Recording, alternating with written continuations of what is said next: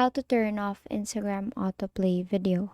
So you have to go to your Instagram application directly and it will lead you to your homepage. As you can see, the video is actually starting automatically. So all you have to do is to go to your profile here on the bottom part. You will see your profile icon. Tap on that. Now on the upper right, you will see three dash lines there, or the burger icon. Tap on that and go to your settings. Now under settings, go to your account and then find data usage or cellular data usage depending on devices that you have. Now tap on here, you will see two different options. You just have to tap on use less cellular data. So using less cellular data may affect your experience on Instagram.